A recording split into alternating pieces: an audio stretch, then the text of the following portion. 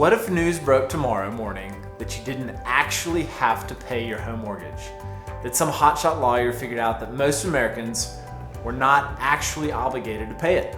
You'd probably be elated at first, but give it a day or two and you'd have an awful realization. Man, think of how much money we could have saved if we had only known this 2 years ago.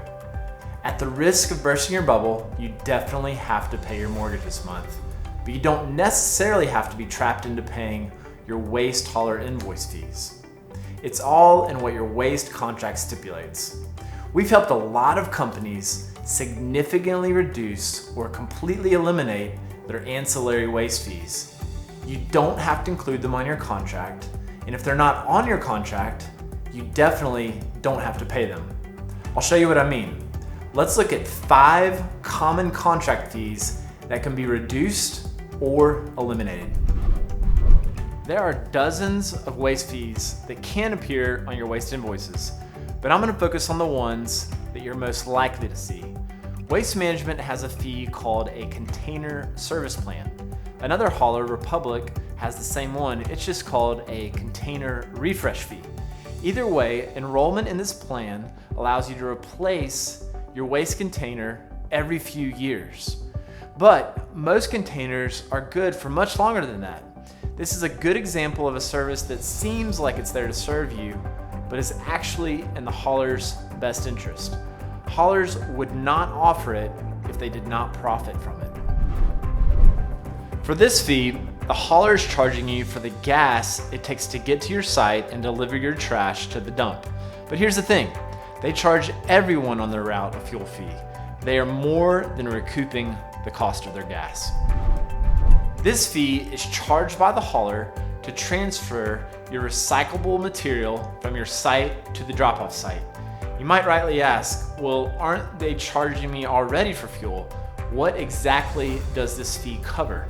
Herein lies the problem. This charge often isn't actually covering anything. It's just another fee that the haulers tack on because they can. The hauler will charge you this fee when the container weight is below a specific threshold. These fees typically only apply to roll-off and open-top accounts.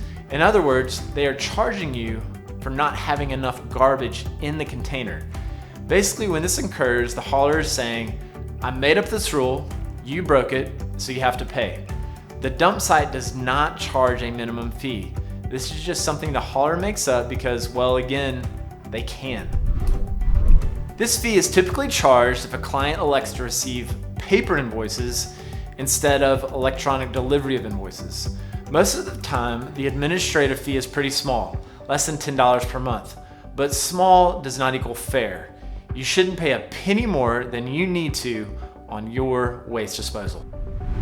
You don't have to overpay on waste contract fees. The fees in the list above and a whole lot more that we haven't even mentioned are not required to be on your waste contract. Local and state governments don't typically mandate these fees. They exist because your hauler wants to make more money. Fees are just one way that waste haulers make you overpay. If you aren't interested in overpaying anymore, check out our blog or give us a call to learn more about how to reduce your waste expenses.